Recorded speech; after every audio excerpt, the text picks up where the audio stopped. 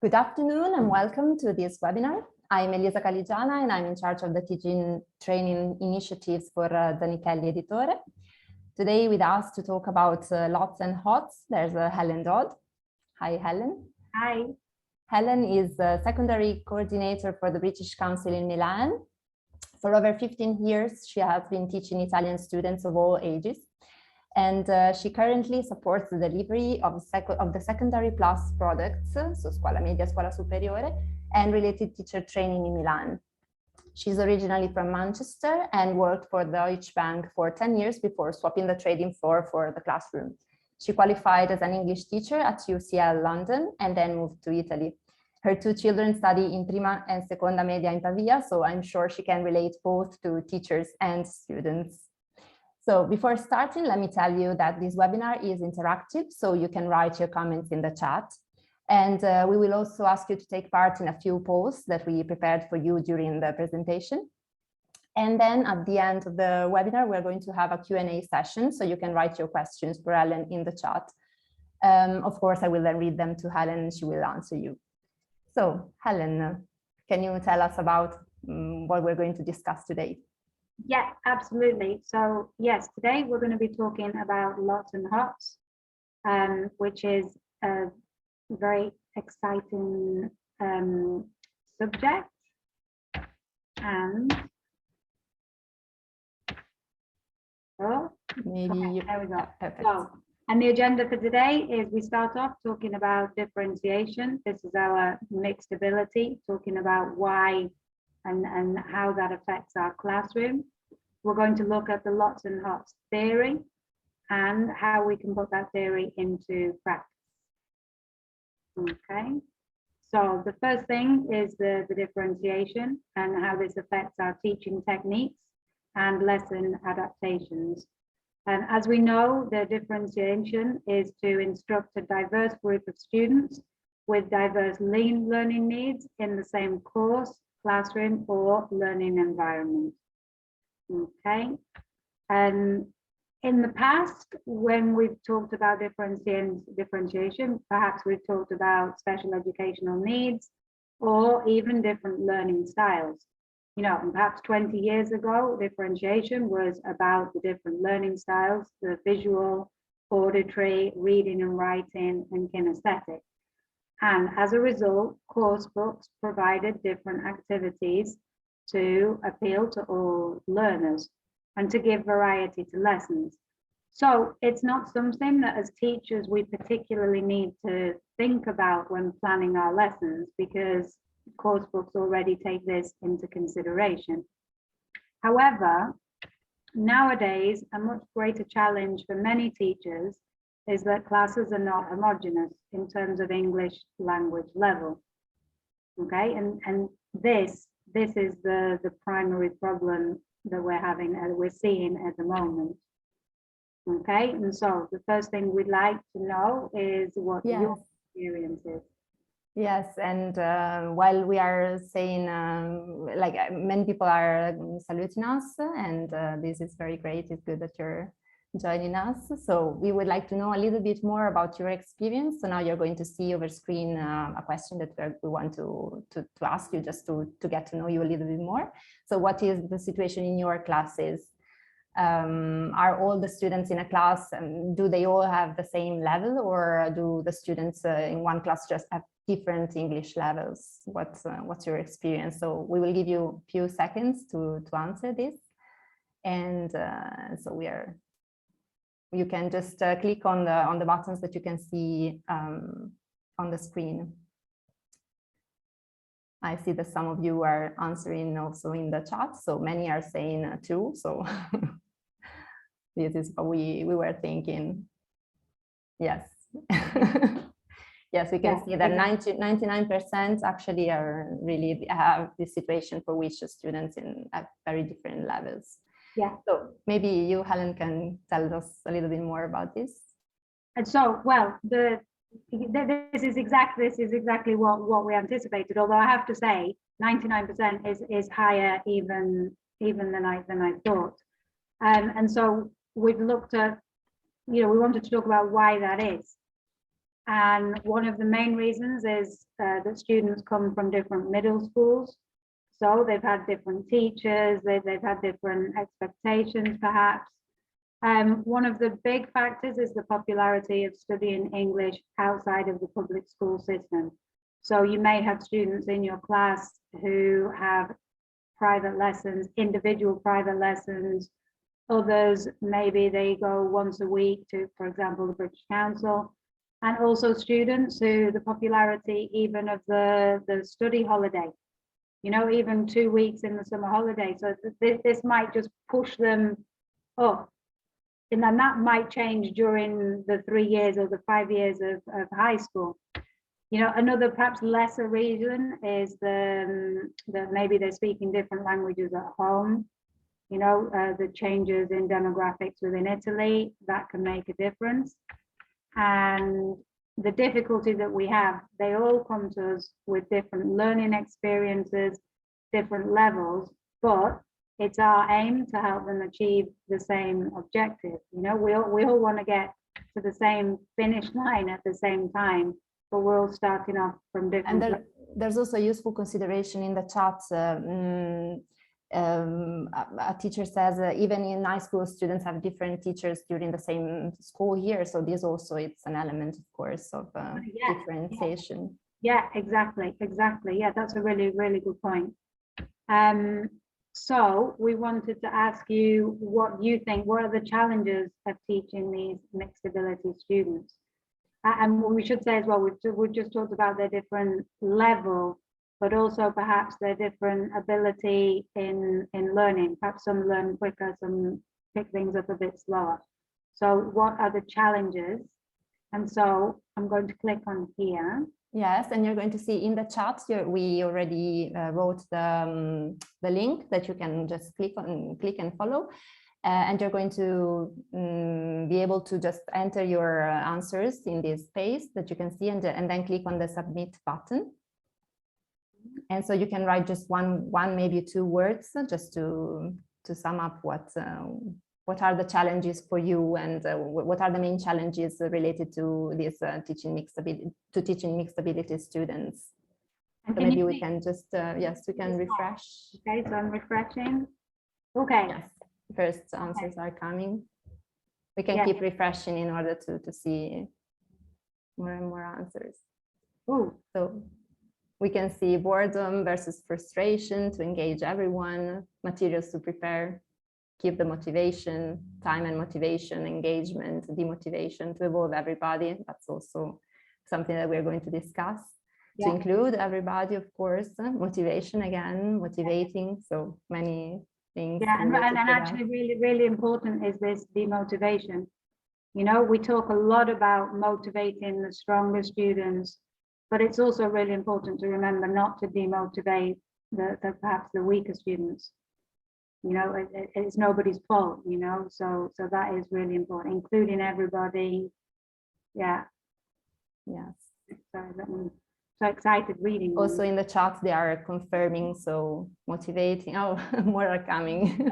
So yeah, in the chat as well, there are a lot of people are writing about motivation and involving them, and help students to get better knowledge and skills. Yeah, exactly. Look, I'm so busy reading and forgetting. Now it's going to be tiny. Time as well, of course. Yeah. Okay. So thank you. Let's have a look. And so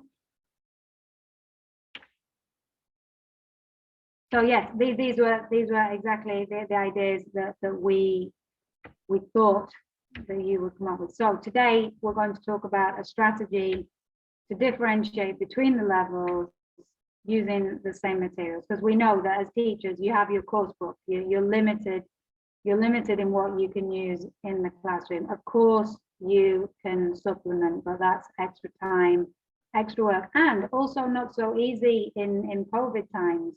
You know, handing out photocopies, we're not always allowed to do that. So we do want to use the book. You know, we do want the students to come with their book, and we want to use that, but we want to be able to use it in a quick and easy way, but be able to differentiate between the students in the classroom and their abilities. And so this strategy is called LOTS and HOTS, which is nice and easy to remember, and so we like it. So the next question is, what is your experience? We're going to talk about the theory of LOTS and HOTS, which is derived from Bloom's taxonomy. So again, know what it is. Yeah, no, sorry, just again, you're going to see over screen, you're going to see the poll. So you can answer, click on one of the three questions, the three answers that you can see. Okay, now I can see it. And so how much do you know about Bloom's taxonomy? So you can answer a lot, a little, not much, but that's the reason why we're here today. So to have a little introduction about this and then try and apply it in practice. I hope so everybody can see a lot.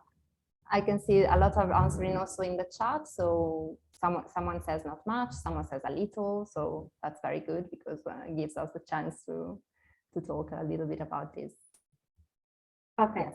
So the 48% says a little and 41% says not much, and only 11% says a lot. So that's very good for us. I hope I don't disappoint the ones who already know a lot. Because it's an overview. We're not going too deep into this because we're much more interested in the practice. So Bloom's taxonomy was developed in America in the 1950s. It's a really important part of American teaching education. So all teachers in America are familiar with this, but I don't know how much it's filtered into Italian education. And basically, Mr. Bloom created this classification of learning outcomes, which provides an order for cognitive behaviors. Okay, so it's the order in which the brain learns, basically.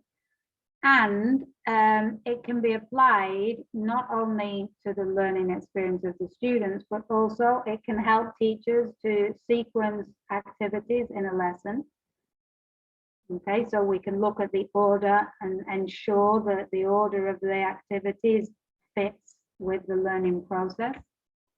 We can use it to evaluate the complexity of assignments. And I think as you'll see as we go forward, sometimes we might think that something, because it may be involving, that it's difficult, and maybe it's not from a cognitive point of view. So it can help us look at how difficult and also how challenging it is connected to how motivating or demotivating it might be. We can use it to simplify an activity to help personalize learning. So as we're talking about, perhaps there are some weaker students, we can use this order of cognitive behaviors to break an activity down and make it more simple. We can use it for planning project-based learning. Again, this is sequencing the activities to build up to the project, and project-based learning has been connected to higher motivation. For framing a group discussion. We can also use it for ourselves. We can evaluate our teaching and we can reflect on our lesson. Perhaps if it went well or didn't go well, we can use it to evaluate our own teaching practices. So it's a really useful tool.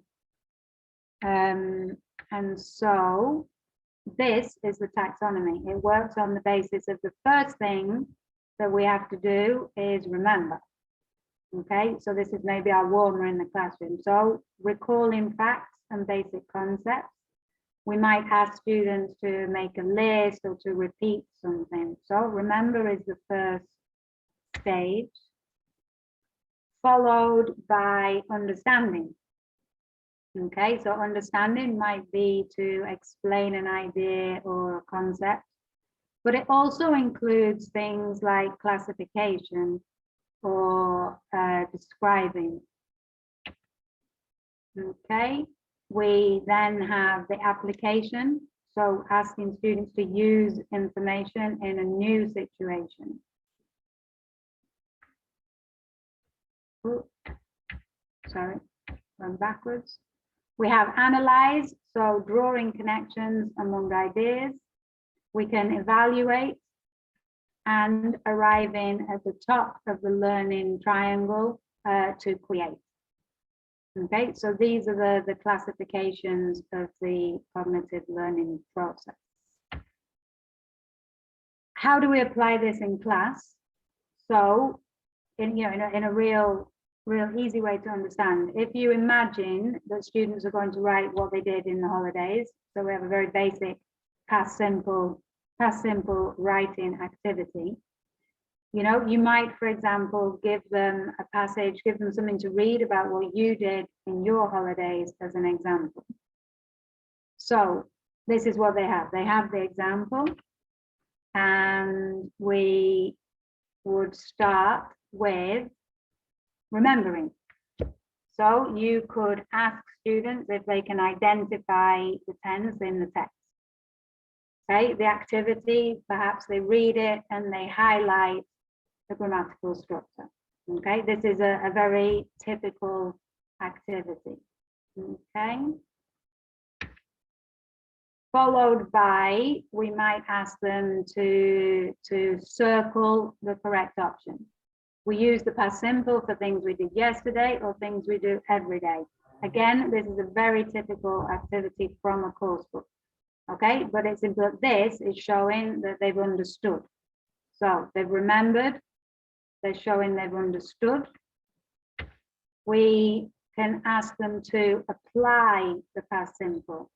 Okay, but in a very controlled setting. So here we would have a gap fill where they complete the past simple.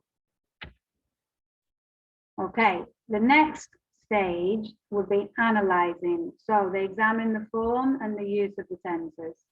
They question and clarify why we use the past simple in some contexts and situations and not in others. So for example, you in your text, you might say, we usually go to Sardinia, but last year we went to Sicily.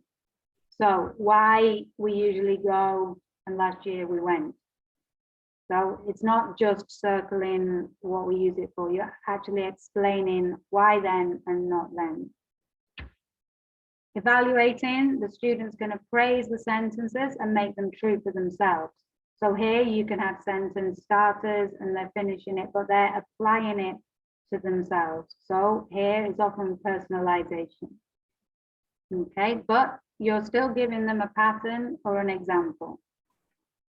And then we get to the final stage with the creation. And Antonella is asking us to slow down a little bit with the slides, because of course there are many things to say. But don't worry, because we are going also to repeat these because I know it's quite hard at the beginning to just get to know these things. But we're going to see them again and again all over the slides, because we're going to take also some practical examples and show them applied really in class. So. And I think that this is really useful because it's a really good reminder that often, maybe you give students the example and then you say, okay, there's your example, do it for you, make it true for you. And the students are like, oh, and actually, we've missed all of these stages because, we can just forget that actually there is this process to go through. And maybe even you look in the course book and you realize that 2 or 3 steps are missing. And of course, maybe remembering, understanding, I think it's a really useful guide just to remember that there are these steps. And this might be why, some students who need support, they need more remembering, understanding, application. They need the creation needs to be scaffolded with some more gap fill, some more controlled setting. Yes, and Stefano, for example, is saying that creating is one of the most difficult activities in overcrowded classes, of course, because when time is almost nothing, of course, and you have maybe some disabled students and who might miss something. So of course, it's really hard to just adapt to all the different levels and all the different situations that we can have in classrooms, especially in this moment. Yeah. So of course, we are going to see exactly this. So how can we adapt all how can adapt all the materials that we have in order to really answer this need that we have in class. Yeah, absolutely. And so, but of course, before we can apply them, we as teachers need to remember all these steps as well. And so, and there's also another comment from Gaetano on the fact that on the face of it, this taxonomy seems to go from reproduction to personal production, doesn't it? I mean, yes, the direction is exactly that. Yeah, exactly. To make something your own in order to be able also to first to explain it to others, to your peers, and then maybe also to, of course, to create something with the skills that you acquired. That is exactly it. Going from explaining it to be able to creating something new. But I think sometimes we go through these steps so quickly that perhaps we just need to take a step back and give the students the opportunity to analyze and evaluate before creating. We need time, students need the time. So have you ever, so this is the theory of Bloom's taxonomy. We're about to move on to LOTS and HOTS. So the next poll is, have you ever heard of LOTS and HOTS? So this is quite easy yes or no, and we're going to give you a few seconds to answer on the screen. And then maybe, so yes, so this is just a little, it was an introduction, and now we're going to talk more about LOTS and HOTS in depth, and then we're going also to see some examples from the books that we have. Nobody's like researched it before the webinar, like when you checked it out before. So most of them said no, so 8% more or less, and also in the chat, many are answering no. Yeah, and I have to admit, I'm very enthusiastic about this because, I hadn't heard of it until maybe 2 years ago. We did a presentation on it last year, and the teachers of the British Council were really excited about it. It really made a difference to teaching, because also we were in lockdown, and it was something that was really helpful in that situation. And you'll see why when we get to the materials. Okay, so basically the different levels in Bloom's taxonomy can be divided into 2 types of skills. So we have the lower order thinking skills and the higher order thinking skills. Okay, the LOTS talk about gathering the information. So these are the remembering, the understanding. And then we have the higher order thinking skills, which are the analyzing, the evaluate, the creation. Okay. And this, I can't see. And these are about processing. Okay. And the reason why, so yeah, we have remembering, understanding, applying. These are our LOTS.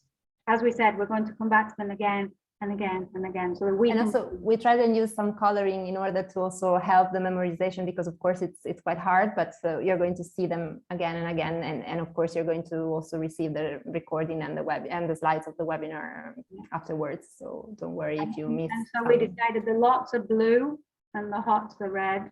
Yeah. But obviously they still have the Bloom's taxonomy rainbow colors. So we have analyzing, evaluating, and creating. Again, these are the HOTS. The HOTS seem more interesting, shall we say? I kind of want to say they're more sexy because they involve metacognition when you're thinking about your thinking. So they're believed to be more motivating because the HOTS students are more involved in the process and in the lesson, and it's when they're doing something with the knowledge. So a lot of the literature about LOTS and HOTS, there's a tendency towards the HOTS because it's how to motivate, how to involve, how to make your lesson more exciting and interesting.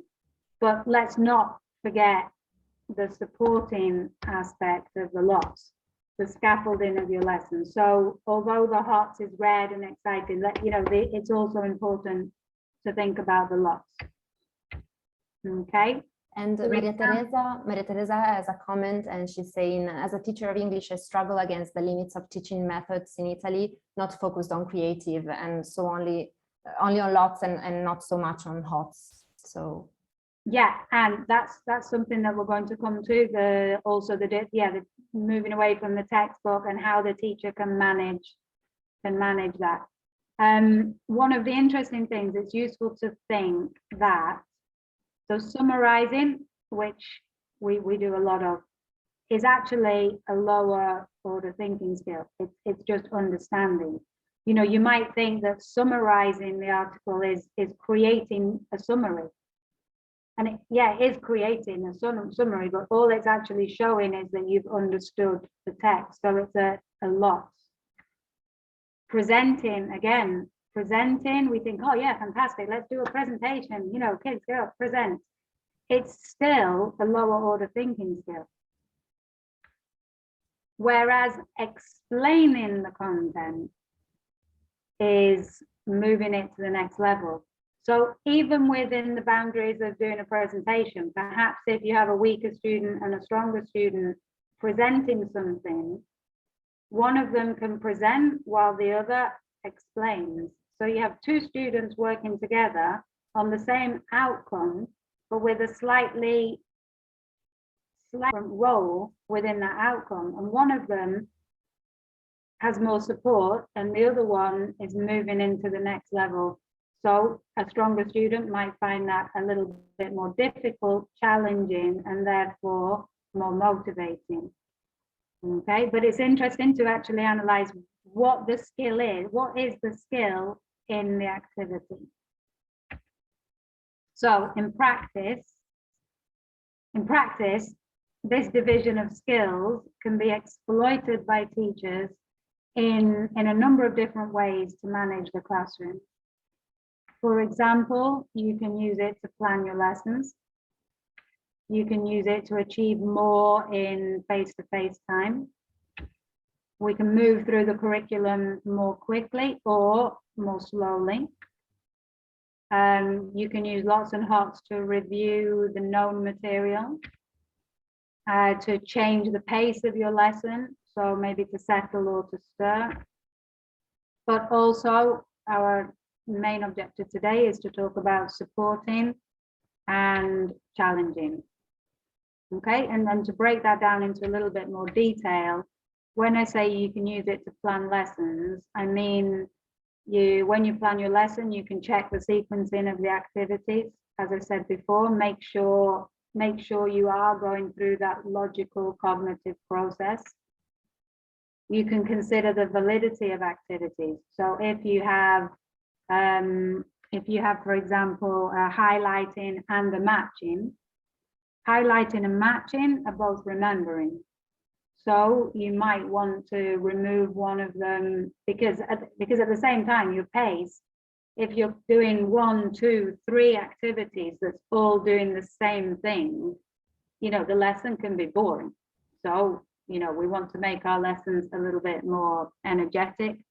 So we can consider the validity and remove anything that's repeating what we've done. You can build in more of what your class needs and take out what they don't. So if your particular class, if some of your students need more support, you can build in more lots.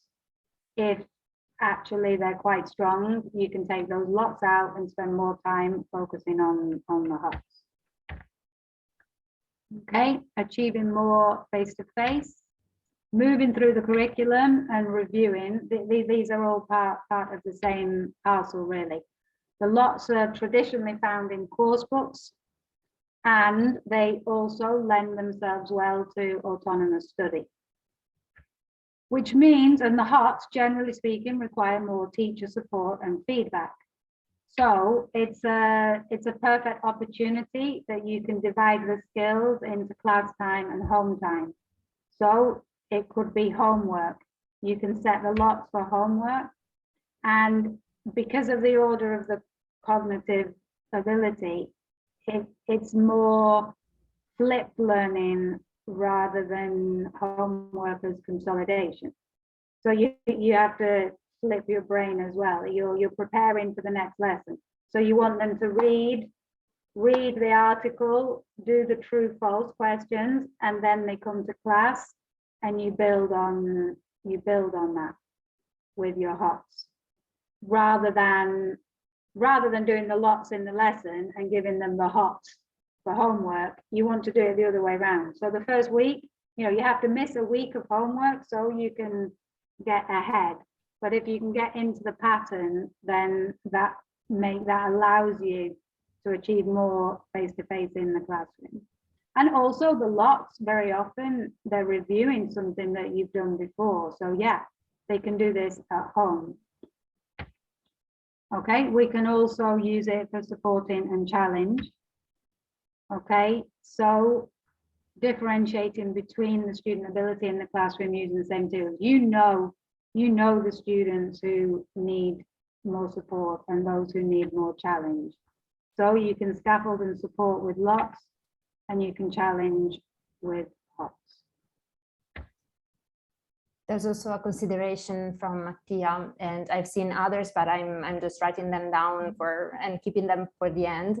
And another primary problem that we have in classrooms is that remedial teachers don't always know English language. And so this makes, of course, even more difficult for English teachers to help needy students with a low level of English.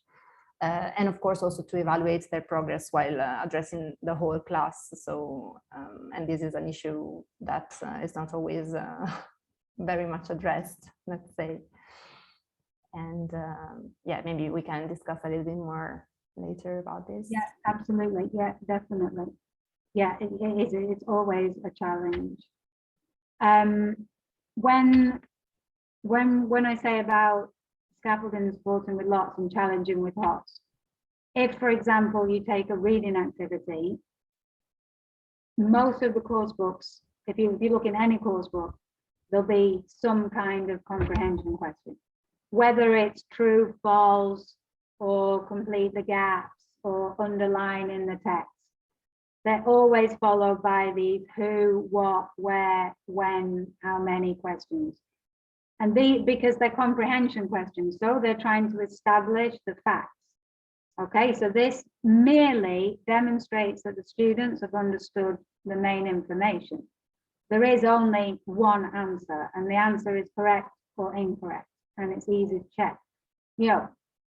In an ideal world, you say check, look in the back of the book, there's your answer. So we don't want to spend too much time on this. You don't want to waste the lesson on this.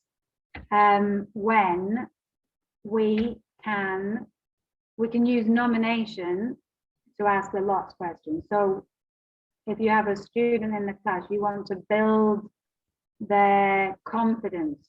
So you can ask them the lots questions. So with nomination, I mean, you ask that child, so Marco, where was it happening? You don't want to embarrass a weaker student with a HOTS question.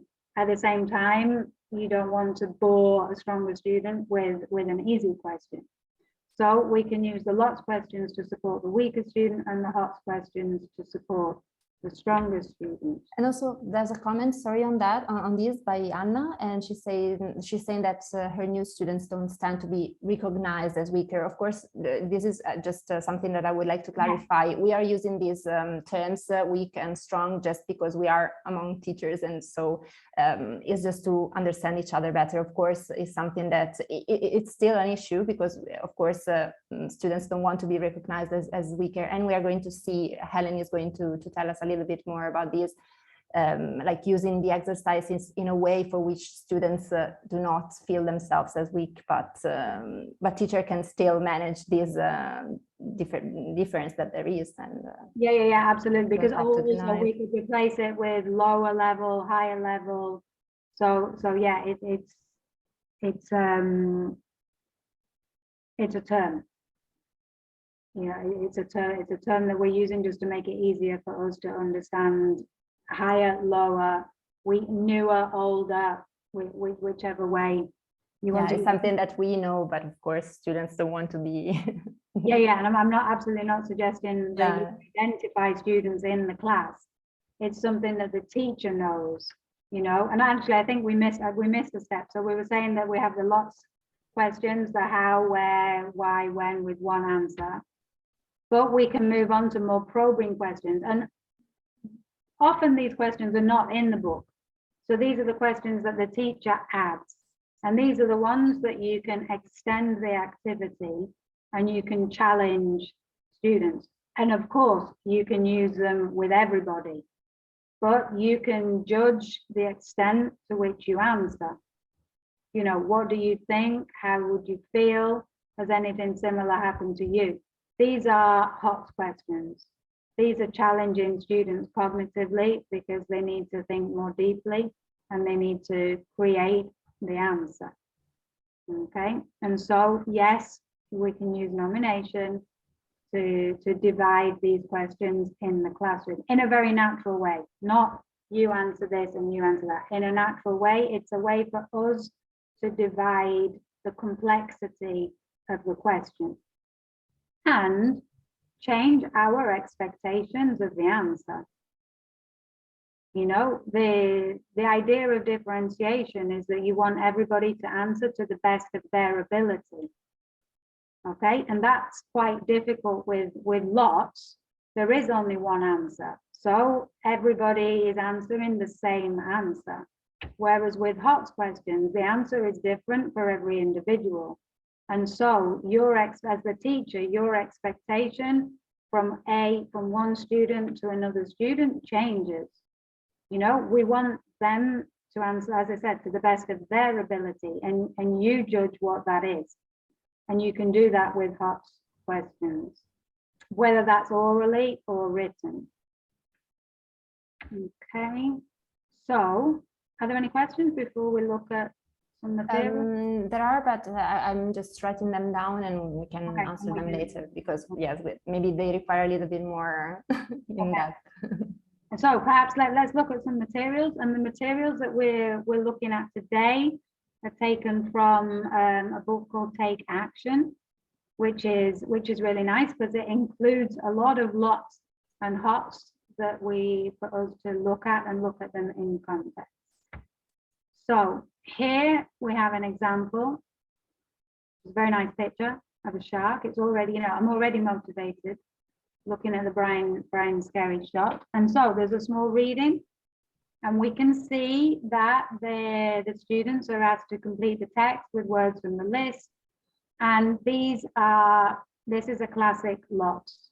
So as I was saying before, that perhaps they could read and do exercise 3 at home before coming to class. You can see that we move on to these life skills, and we have these sections called Over to You. And in Over to You, they are creating a leaflet. So we have some HOTS. And okay, yeah, so we've got create a leaflet. This is a clear HOTS. And then here below, we have this debate. Okay, and debate is again a HOTS. Okay, so you're asking them to support the statement, and this is evaluating. So we have evaluation and creation, and you can see it's clearly divided. But you know, number 5 and number 6 require teacher input. So we do this in the classroom. Okay. However, it's important to check the activity because it might look like a HOTS when it's a lot. So here we have a reading, we have It's My Life, it's about this boy, and we ask them to read, and they have true and false, and then they have to write the first 4 words to support the decision. Okay, but it's important to remember that activities such as true and false are remember. Support your answer is understand. And here we have this real life task, which is exciting. What can we do to make society inclusive? Think of at least 5 types of behavior. Okay, this is actually applying. So even though they're working on a list, they're actually only listing. So these are all lots activities. So don't be taken in by because it's in a little box, it doesn't mean it's necessarily HOTS. And it's important to remember that so that you can, it's really a challenge for the students. Okay, whereas here we have another example, and I love this one. So we have the thinking skills. What do you think about the team's stories? Can you help them? How can you help them? Discuss in pairs. Okay, so they're having a discussion, but they're analyzing and evaluating, analyzing the stories. What do you think about it? Can you help them evaluate how you can help? And then we have, now it's your turn, add a comment, and this is creating. So here we have 2 HOTS activities. Okay, and the nice thing about these is as we were saying before, that these can be, we can exploit these materials further. So we've already separated them into lots and HOTS, and now we want to exploit them further by setting different learning outcomes from the beginning. So these activities can be achieved at different levels of ability, and the student can achieve their individual learning outcome. So we can create realistic, achievable learning goals whilst maintaining a sense of inclusion and increasing their motivation.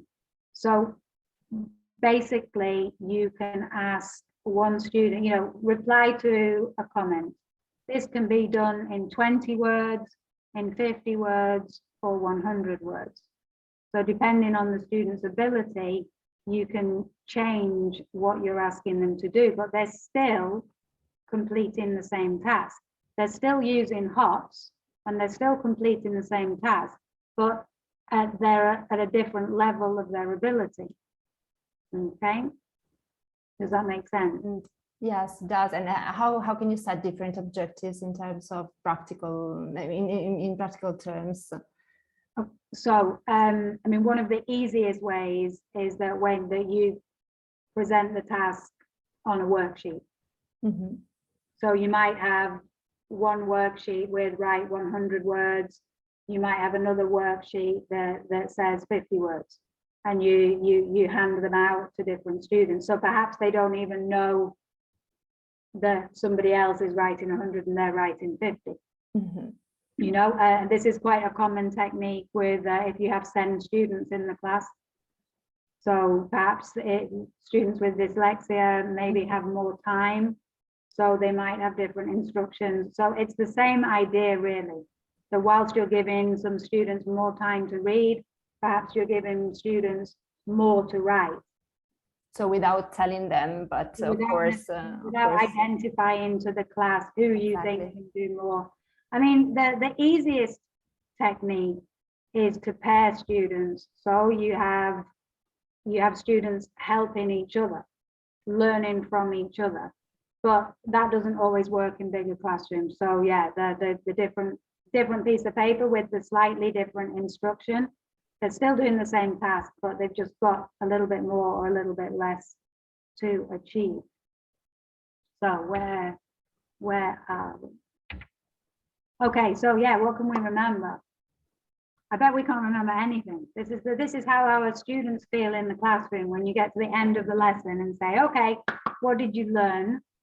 So I'd like you just to think. We haven't got time to do it in the chat or to do a poll, but highlighting and matching. Can you remember what type of skill that is? Lisa, can you remember? We give a few. Yes, someone is answering, remembering. Exactly. Okay, lots. Okay. Highlighting and matching is remembering, exactly. And even this is useful. Exactly, we are doing that. Yeah, but it's also applying. teachers to remember. You have to actually teach it first. You walk in the classroom and say, okay, highlight the past simple. Have they actually seen it before? So it's a really useful reminder to teachers that this is the learning process. Before any of this takes place, we have to present that grammar point or that vocabulary. Okay, so what can anybody remember? What's the next step? Categorizing or summarizing? Someone says analyze. Someone says create. Okay, it is Analyze, understanding. Okay, yes, it comes, an understanding came. Yeah, you know, because categorizing, we think, you know, you think this is a high level skill. Ranking, put them in order. Actually, this is showing understanding. It was really, for me too, it was really tricky. I wouldn't have expected it before. Oh, and yeah, and we go into class and say, come on, students, what did we do last week? And they, oh, you know, it's hard. So choosing or presenting. So I can read applying, understanding, applying, mainly Exactly. applying. And that's the important one to remember, that presenting is a lower order thinking skill. All of these are lower order thinking. Okay, so then we have mind mapping. You know, mind mapping, for me, you kind of think, oh, this is creating. But actually it is Reading, analyzing, yes. Analyzing. You're too good. And to think that actually mind mapping and explaining are on the same cognitive level. I wouldn't necessarily have expected that, but they are. Predicting and debating. Again, predicting. You know, predicting is something that you evaluating, someone is saying. And in course book, predicting is something that often comes quite early on in the lesson plan. But actually predicting is a higher order thinking skill. It is evaluating. And obviously I think this one should be easy. This one is the yes, a lot of creating are coming through.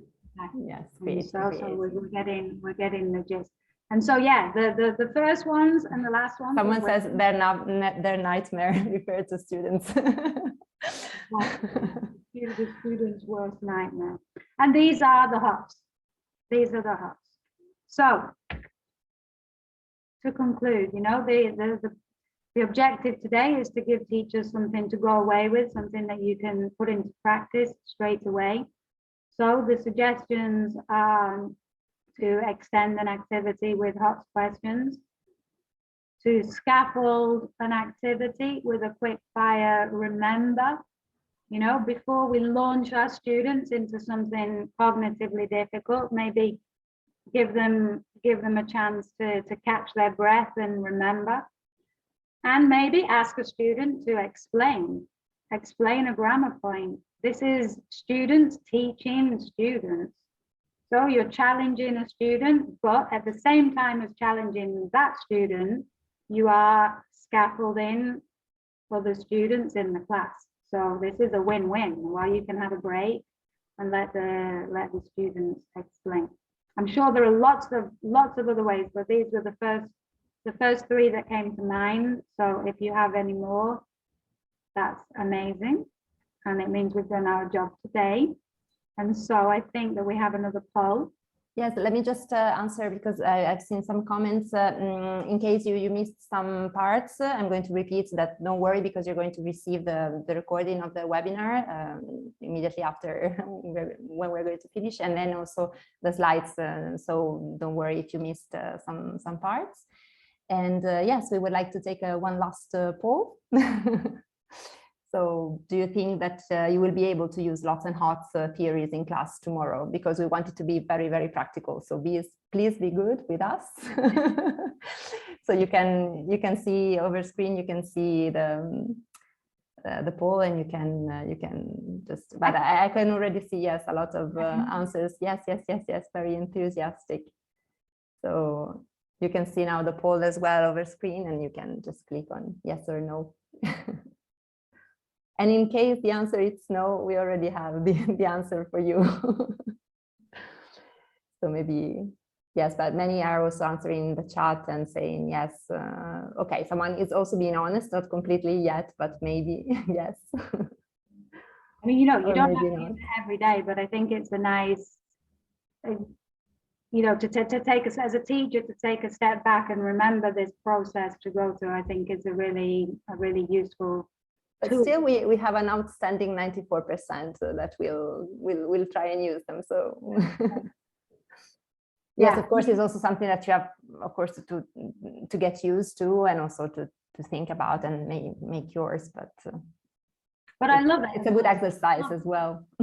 It's not difficult, you know. It's a simple reminder for teachers, and it's a tool. It's a tool in our toolkit of teaching, and yeah, I'm really pleased with that, and I hope it helps teachers. It certainly helped me. It helped my colleagues, and I'm really happy to share the trick with others. So I have a few questions that you've been writing us. So first of all, just a comment, because I've seen Francesca was asking about the book. It's not going to be. I mean, she said that she's checked and it's not yet. I mean, it will come out in March, but you can just write to your own to your representative person, your reference person in Zanichelli, and of course you can ask more questions about it. I think that would be the easiest way. And then we have a couple of questions. I'm trying to sum them up because there were a lot. So Luana and Anna asked, what about the assessment stage? So should we grade the students differently according to the LOTS and HOTS criteria? So what about evaluation and the assessment part? How do we have some tricks that we can give? So, some ideas. Well, certainly in terms of assessment, in terms of looking at how you're assessing the students, looking at your type of test, you know, are they lots of questions? Are they questions with one answer or more than one answer? Certainly the HOTS, you can assess them based on their ability.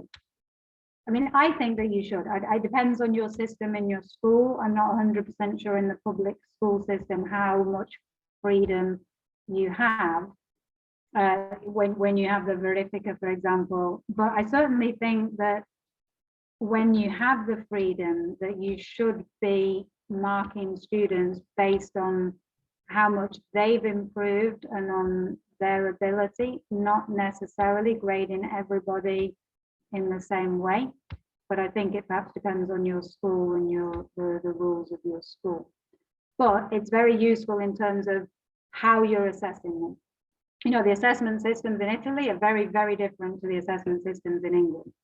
You know, in England, you don't have the oral test. What's it called? The difference between the verifica and when you do the oral test. I can't think of the name. It's completely gone out of my head. But you know, in England, you don't have them. In England, you only have LOTS tests.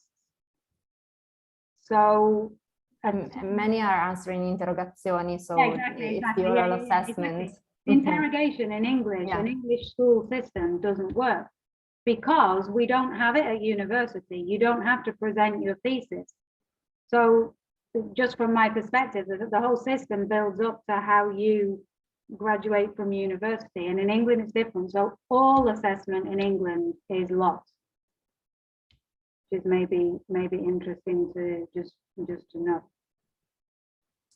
And Antonella was commenting, HOTS are super hot and interesting, but overcrowded learning environments make it really hard and time consuming for teachers to evaluate and assess students' creation. So this was again a comment. I don't know if you want to add something. But, so this goes back to perhaps the divide in the LOTS and HOTS. The more that they can do at home, the more they can do autonomously, the more you can do in the classroom. So if for example, as we said, the reading example we had about the holiday, all of the first section could be done at home before coming to class. And you can check the answers to LOTS quite quickly. You don't have to go through 1 true, 2 false, 3 true.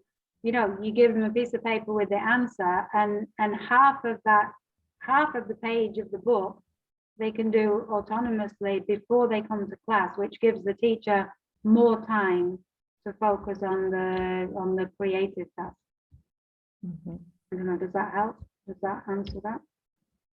I know it's not ideal. I know that it's not going to solve all the problems, but it's something to help.